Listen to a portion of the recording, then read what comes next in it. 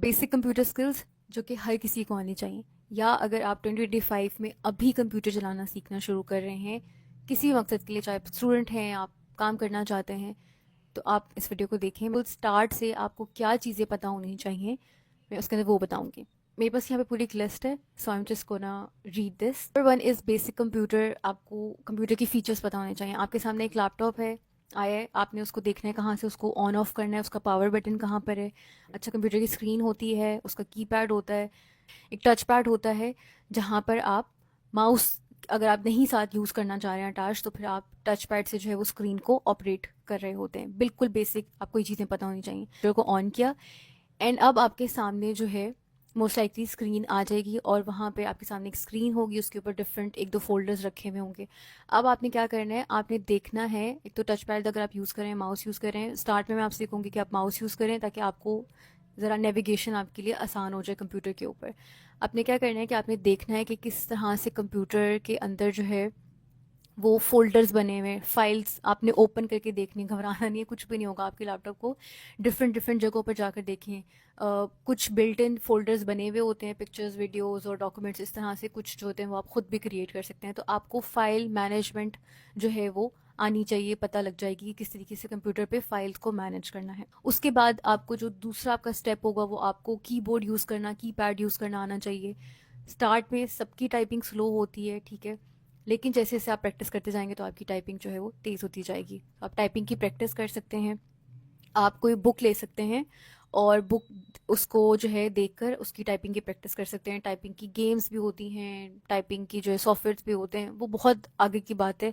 Simple अगर आपने अपनी टाइपिंग की प्रैक्टिस करनी है तो आप कोई भी बुक अपने सामने रखें और उसको लिख सकते हैं। वो कैसे लिखना होगा वो हम आगे देखते हैं। एनीवेज, ये सिंपल हो जाएगा। उसके बाद आपने डिफरेंट फीचर्स देखने हैं, स्क्रीन के ऊपर फोल्डर्स कैसे रखने हैं, अंदर फाइल्स अगर स्टोर करनी है कैसे स्टोर करनी है। इस कॉर्नर पे लैपटॉप के राइट बॉटम कॉर्नर के ऊपर कुछ और फीचर्स होते हैं, बटन होते हैं, वहाँ पे आपको वाईफाई ऑन कैसे करना है, ऑफ कैसे करना है, ब्लूटूथ अगर लैपटॉप के साथ कनेक्ट करना है कैसे करना है, आपकी स्क्रीन की जो ब्राइटनेस है वो कैसे करनी है, वॉल्यूम, टाइम, ये सारा कुछ होता है वो साइड के ऊपर होता है, उसको आप देख लेंगे।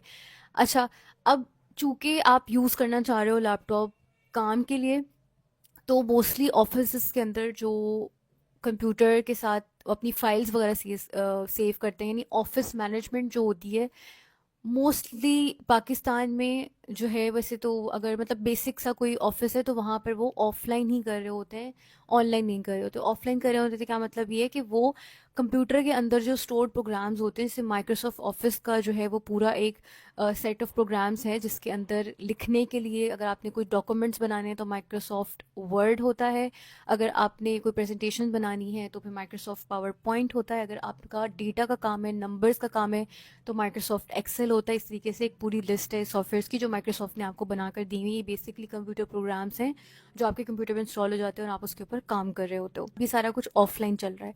अब ऑब्वियसली आपने इंटरनेट जब आपका कनेक्ट हो गया, आपने ऑनलाइन आपको क्या क्या चीज़ें पता होनी चाहिए। तो सबसे पहले तो आपको वाईफाई कनेक्ट करना आना चाहिए, ठीक है। आपने वाईफाई कनेक्ट कर लिया, आपने गूगल जो आपके ब्राउजर्स होते हैं डिफरेंट होते हैं, कि यानी इंटरनेट आपने कहाँ पे चलाना है, एक तरह से किस प्रोग्राम के ऊपर इंटरनेट चलेगा वो आपका कंप्यूटर ब्राउज़र होता है। अब वो browsers mostly Google Chrome use हो रहा हुआ होता है, ठीक है। इसकी भी साइंस में जाने की जरूरत नहीं है, बस गूगल क्रोम के ऊपर क्लिक करना है जैसे आपके फ़ोन में होता है, ठीक है। और आपने जो है गूगल के ऊपर चीज़ें सर्च करनी है। आपको चीज़ें सर्च करना आती हूँ कि किस तरीके से मैं यहाँ पर एक सर्च टर्म लिख रही हूँ तो मेरे सामने क्या ऑप्शन आ रहे हैं, कौन सी वेबसाइट्स आ रही हैं, कौन सी वेबसाइट्स रिलायबल हैं, कौन सी वेबसाइट जो है मुझे ऑथेंटिक इन्फॉर्मेशन दे रही हैं, कौन सी जो है वो शेडी लग रही हैं, और इस तरह की वेबसाइट्स हैं।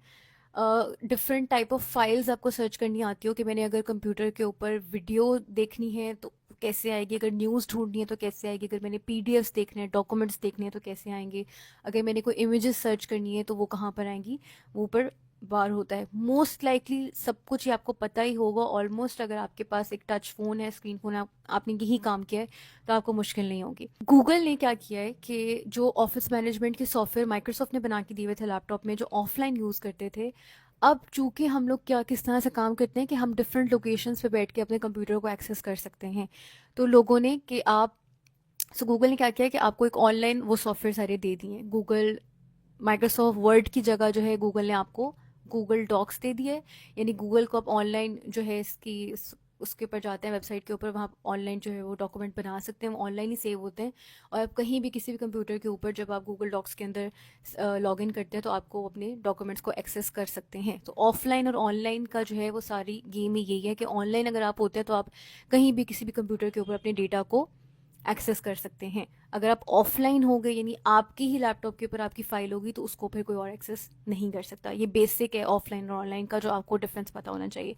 सो चूंकि सारा काम मोस्टली ऑनलाइन हो रहा होता है, तो फिर आप ये करते हैं कि आप गूगल का जो सारे प्रोग्राम्स हैं आप उनको यूज़ करते हैं। अगर आप ऑनलाइन काम करें तो मोस्ट लाइकली जो होता है वो बहुत सारे लोग मिलकर ऑनलाइन काम कर रहे होते हैं, टीम कोलैबोरेशन होती है, ऑनलाइन टीम्स बैठी होती हैं। तो आपको फिर इस जो मीटिंग्स ऑनलाइन किस तरह से करनी है, बेसिकली कुछ सॉफ्टवेयर आप लोग यूज़ करेंगे, आप जूम का यूज़ कर सकते हैं, गूगल मीट का सॉफ्टवेयर यूज़ कर सकते हैं।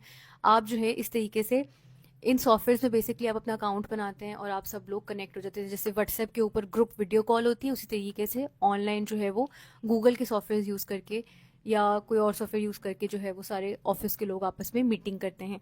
सो ये चीज़ें आपको, वीडियो कॉन्फ्रेंसिंग टूल्स आपको पता होने चाहिए। फिर अगर आपका डिपेंड करता है कि आप किस किस्म के करियर में हैं, अगर आपका मार्केटिंग, बिजनेस और एचआर इस किस्म के फील्ड के अंदर आप जाना चाह रहे हैं, तो फिर आपके ऑब्वियसली अपने कुछ सॉफ्टवेयर भी होंगे जो कि इस करियर के लिए होते हैं। अगर आप किसी ऑफिस के अंदर कोई काम अप्लाई करना चाह रहे हैं एडमिनिस्ट्रेशन के लिए, मैनेजमेंट के लिए, मोस्ट लाइकली आप फाइल मैनेजमेंट के सॉफ्टवेयर्स या प्रोजेक्ट मैनेजमेंट के सॉफ्टवेयर्स, इस तरह के सॉफ्टवेयर्स को यूज़ करेंगे। सो अगर आप किसी क्रिएटिव फील्ड में जाना चाह रहे हैं तो फिर आपको basic photo editing, basic video editing, social media कैसे यूज़ करना है, इस तरह की चीज़ें पता होनी चाहिए। ये आपका एक फेज़ नंबर 2 है, ठीक है, कि आपने अपने करियर के मुताबिक कौन से सॉफ्टवेयर सीखने हैं। बट बेसिक जो कंप्यूटर था वो यही था।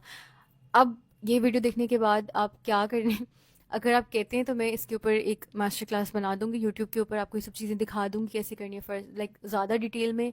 अदरवाइज़ यूट्यूब के ऊपर जो है वो बेसिक कंप्यूटर स्किल्स के जो सॉफ्टवेयर्स हैं, क्या कहते हैं, कोर्सेज हैं, वो ऑनलाइन फ्री पड़े हुए हैं कहीं से। 2025 में किसी को पैसे दे के कंप्यूटर बिल्कुल मत सीखें। सब कुछ यूट्यूब के ऊपर फ्री पड़ा हुआ है, कोई भी प्लेलिस्ट ऑन कर लिया उन्होंने, वीडियो बाय वीडियो जो है ना सब कुछ आपको बताया हुआ है। Anyways, this was the basic video जो आपको पता होनी चाहिए। एक आधी कोई प्लेलिस्ट अगर मुझे सही लगी तो मैं व्हाट्सएप चैनल के अंदर शेयर कर दूंगी। व्हाट्सएप चैनल का नंबर यहाँ पर आ रहा हो, तो you can join by messaging, तो आपको लिंक सेंड कर दिया जाएगा और आप चैनल ज्वाइन कर लेंगे हमारा, और उसके ऊपर जितने भी मुझे रिसोर्सेज मिलते हैं मैं आपके साथ शेयर करती रहती हूँ। So that's all, I will see you guys in the next video.